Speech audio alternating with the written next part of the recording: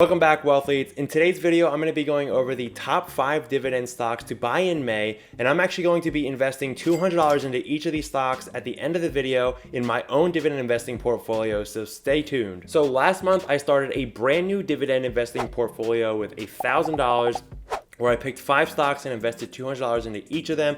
And over the next few years, my plan is to grow this account to over $100,000 and generating $500 per month in dividend income. So this month, I'm actually going over the next 5 stocks that I'll be adding to my portfolio. These are going to be good value dividend stocks that produce a high yield dividend. So make sure to watch to the end because I'm going to be going over the numbers behind each of these stocks, any current news pertaining to the company, and I'm going to be going over my personal opinion on why I'm buying the stock and what the future outlook looks like for this company. If you want to open up your own dividend investing portfolio or just any portfolio in general, M1 Finance is actually running a sweet deal where they're giving $30 to everyone who signs up with the link down below and puts in $100 into an account. That's pretty much 30% ROI right from the get-go without even having to buy a stock. So take advantage of this deal, sign up with the link down in the description below, and it helps the channel, and let's get started. Oh, and my dog Sherlock, who has been with us for a year now, it is the year anniversary of us owning him.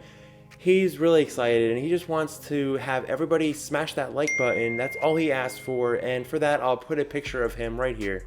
So the first stock that I'll be adding to my portfolio is going to be British American Tobacco, or BTI. Like the name suggests, British American Tobacco is a multinational large company that manufactures and sells nicotine products and tobacco products. Now I know right now this probably isn't the most glamorous industry, but BTI has been a high yield dividend payer for many years, and they are a large leader in their industry. And right now at their current price, I believe that they are a great deal. They have a lot of upside, and I don't think that the dividend is going anywhere anytime soon. BTI also boasts a good business strategy and has been able to adapt to new and emerging trends in this industry, from vapor products to electronic cigarettes. They're really doing a good job of moving away from tobacco and combustible tobacco like cigarettes. They even have a new commitment for building a better tomorrow, and they know that a lot of their products cause health problems, so they're moving away from those products.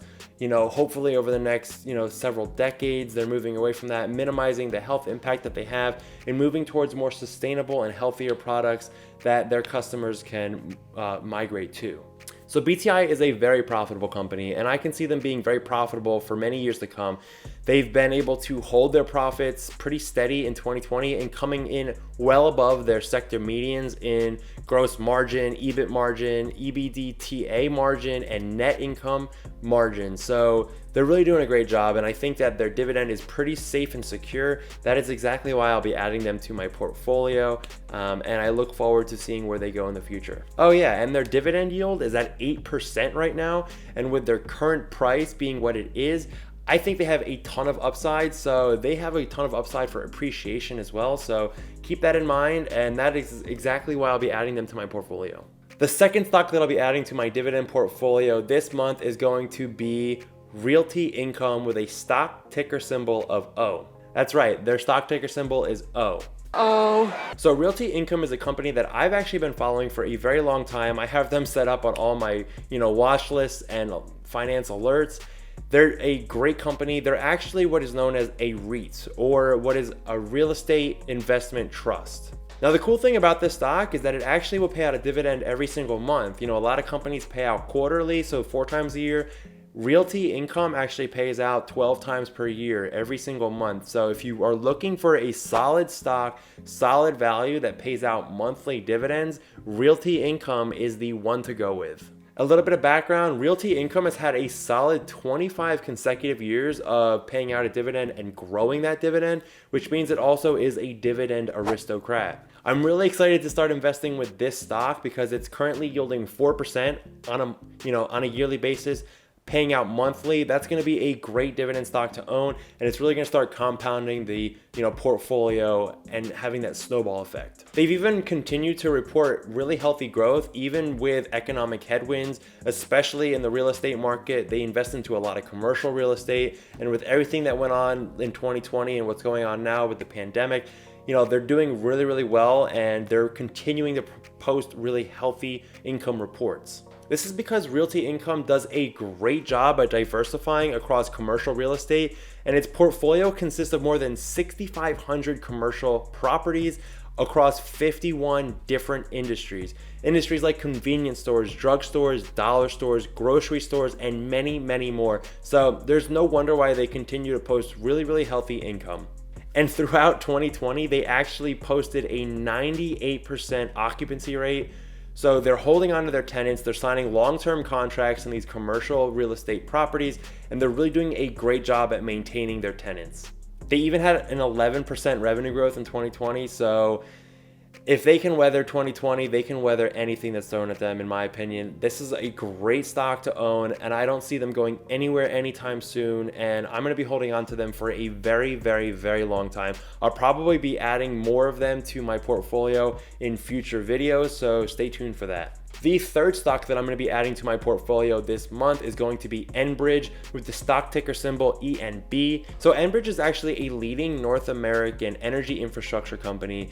And this means that instead of drilling or mining for the energy or coal or oil, they're actually main transporters of that product. So they don't rely on selling the product, they just rely on these contracts that they sign with the manufacturers and the drillers and the miners of this product.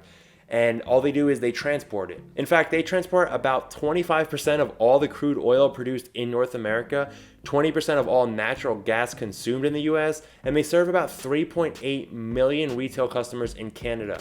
They even are investing into the future, and they have a segment of their business invested into renewable energy production. Enbridge is actually the largest player in the oil pipeline business with the amount of miles of pipe laid. They actually are the second in natural gas with a system that spans from Canada to Mexico. Now, I don't know geography too well, but I do know that that's a pretty decent amount of distance to have pipes. The very best part about this stock is their dividend yield, sitting at around 7.1%, and they have been paying out dividends and increasing them every single year for about 26 years. Yes, they are a dividend aristocrat, and they have healthy margins. The company has even stated that they believe that they can continue to grow this dividend payment 5 to 7% year over year in the long term. So I'm actually really excited about that, and they are a great dividend growth stock for that very reason. So the fourth stock on this list that I'll be adding to my dividend portfolio in May is going to be another company in the energy sector, and that is going to be Southern Company with the stock ticker symbol SO. So I'll be honest, this one's probably the most boring company on the list. I'm not going to spend too much time on it. It is the largest US utility company, but it relies a lot on government, contracts, so they don't really hike prices too much. And they're serving over 9 million customers with electric operations in 3 states and natural gas operations in over 4 states. They are a pretty large player in this market, but like I said, they're pretty boring. The company has increased its dividend payout annually for 2 decades, but has been paying dividends since 1948. That's a long track record to be paying dividends, if you ask me, and I feel very confident that they're going to be a solid dividend company way into the future.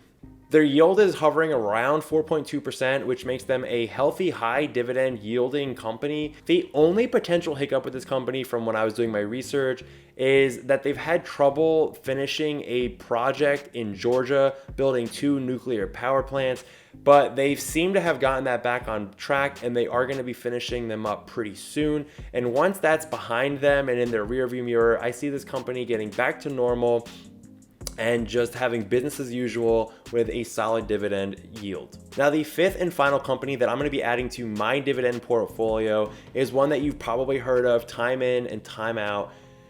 It's going to be Johnson & Johnson. Now, this is a huge company that has been paying dividends for a very, very long time. They are a dividend king. They've been paying out dividends for over 50 years.